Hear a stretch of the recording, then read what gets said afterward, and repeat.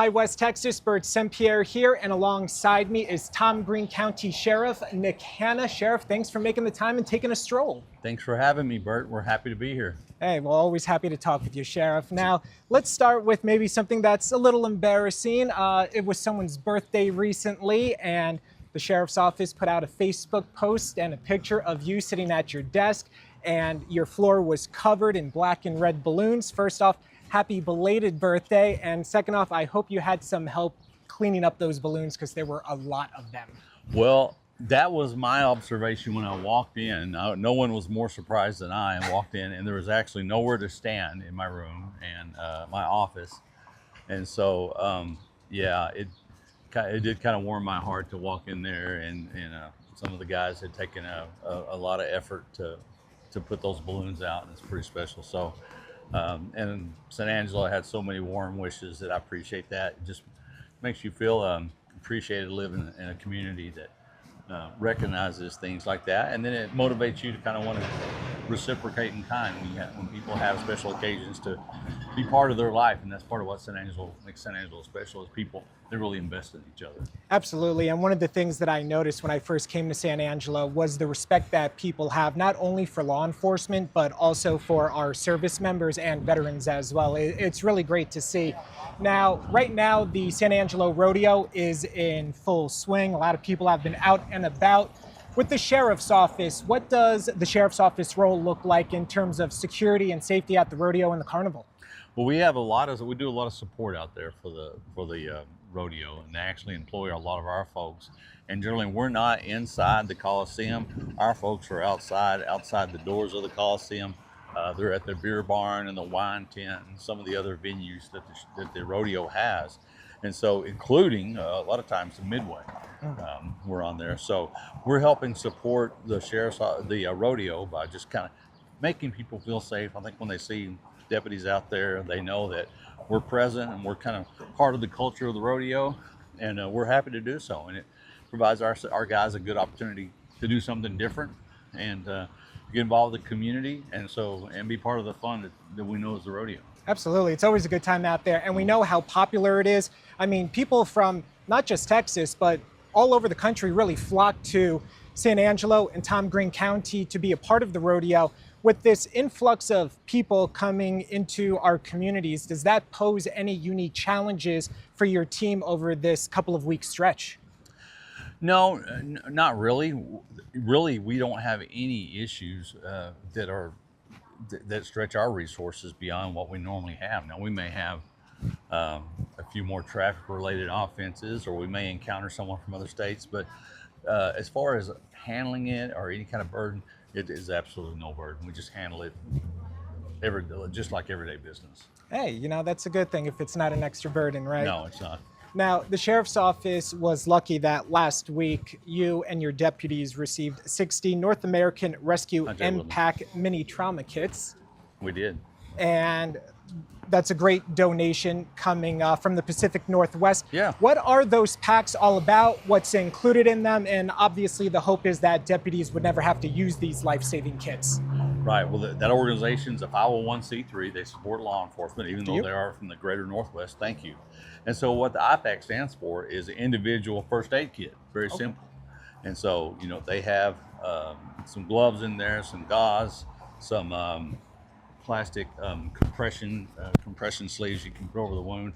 And so what that empowers our deputies to respond immediately, if they need to someone suffering massive blood loss. A lot of people think that homicides and police fatalities, police shootings are down. Well, that's not entirely the whole story. What really is the story is that medical care is up. And so we respond to these situations. In fact, we're going to have an award ceremony in May. We're going to recognize some of our deputies that have responded to an individual who had suffered some gunshot wounds and administered first aid, like a life-saving type endeavor.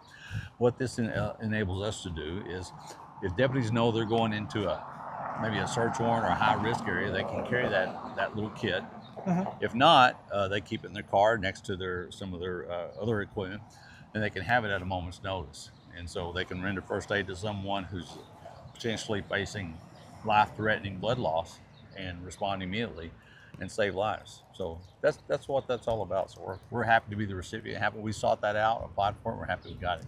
You know, it's funny, before I asked you, I was thinking, you know, what could potentially be in this kit? And I was thinking, hey, maybe Narcan, because we know that even though it doesn't seem to be gripping the headlines like it used to a few years ago, but the opioid epidemic is still very present in American society.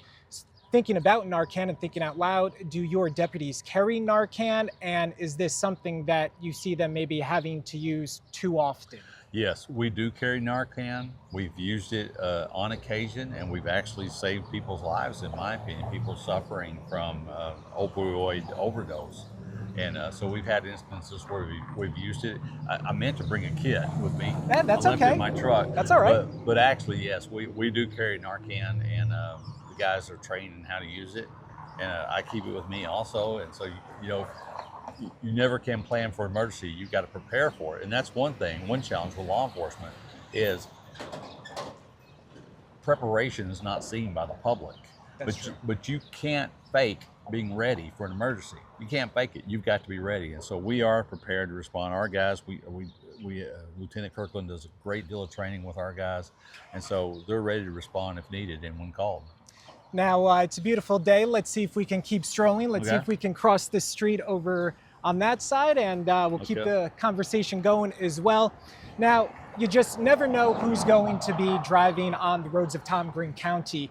And your deputies made a pretty good stop last week. You actually stopped a man named Edgar Madrigal, and he had over, and I want to make sure I get this right, 40 grams of methamphetamine, over an ounce of marijuana, 2 handguns, and a rifle. That's a pretty good stop, and for lack of a better term, a pretty good get for you guys. You know, people, a lot of times when you drive by a traffic stop, I think we can walk. Yep. Yes, sir. Yeah. It looks kind of innocuous, but you never know what's going on in that vehicle that you stop. And so our guys are trained to look for signs of deception, things that don't make sense, and just use good common sense when they're making decisions on, do we need to go one step further and conduct a search, whether it's a consent search or a probable cause search. It's one of the things we prioritize within the sheriff's office. Sometimes you never know what you're going to get at a traffic stop. You can get a traffic violation, you can get a fugitive, you know, somebody with warrants, you can get narcotics, you can get a stolen vehicle. So there's a lot of potential things that you can find on a traffic stop. And a lot of that is having the determination and the skills and the ability to take the initial traffic stop beyond, can I see, you know, stopped you for your speed today, sir, may I see your driver's license I can see, to a potential criminal arrest. Balancing that with, there are a lot of good folks. We got to keep that in mind. The majority of people we stop are law-abiding citizens, and we want to leave a positive taste in their mouth about their interaction with the deputy, with law enforcement, because those are the same people that are going to be sitting on our juries and part of our community. And we want to have a good relationship with the community. And so the guys do a good job with that. I'm certainly proud of that stop. We've had some really big stops in the past few years, big seizures. Along with our partners, San Angelo PD and the Department of Public Safety. We see it from time to time, and I've spoken with Chief Griffith about it. How big is the problem, or how small of a problem is methamphetamine here in our county? I think methamphetamine across the state of Texas is a big problem. And the reason you know that is because all your other related crime is kind of comes back to methamphetamine. There's probably no drug that is more the seed of crime than methamphetamine. Now, it's easier to produce now. It's not as expensive, but it's so highly addictive. And I've always told kids or young people, never make the first compromise when it comes to drug use. Never make that one decision that you're going to try it on this one occasion, because that could be a disastrous decision for your life, for your family, and for your future. You know, you only get one go round in this life. Make good decisions. Take care of your family. That's true. Yeah. Hey, and sometimes it only takes, one use to have someone become dependent on a illicit substance. Now, let's switch gears to some positive topics. So, recently you welcomed two new teammates to the sheriff's office. Deputy Cameron Smith and Daniel Reichstad joined the CSI team. It Yes. must be great to know that these two men and other people down the road are seeking out the Tom Green County Sheriff's Office for employment. We, from my perspective, we do get quality applicants, and we've actually had to turn away some folks that would still make good employees or good deputies, but that's a good thing. We've worked hard to make our salaries competitive. Working conditions and equipment, I think, are as good as they are anywhere. And then you've got, I think San Angelo and Tom Green County is actually a selling point. There are some agencies around that pay more than we do, but I always say you get to live in San Angelo, and so that doesn't pay the bills, but there are a lot of benefits to San Angelo, and then we have a way to point out some of the things you can make up shortfalls within our agency, and we're going to keep working to make our agency competitive salary-wise with whether it be the police department or Department of Public Safety or some of the other agencies. The fact of the matter is that law enforcement applications are still down, but we just have to be proactive and think outside the box of how we can get good deputies. And so I've been really pleased with our applicant pool. And the forensic specialist, he came to us from Longview, retired actually, and just happened to be moving to San Angelo, and so God just put him right in our path, and we're super excited to have him. So he's going to be a great asset to our department, and looking for big things, exciting things with him. Maintaining or handling evidence is one of those things, a slice of the pie that people don't think about. Sure. But when it comes to trial, you can't. Trial's a great sanitizer. Yeah. Yep. You can't have it wrong, or you're going to get exposed. If you haven't put in the work, the world's going to know. Sure. And so we've got to put in that work. Yep. And that's what those guys do. Absolutely. Next thing I need is one of these guys. Hey, we should get one for you. Yeah, I want one. Yeah. Why not? Why not? The sheriff, Hanna sheep. Well, I was thinking Tom Green County Sheriff's Office sheep. We could do that too. Yeah.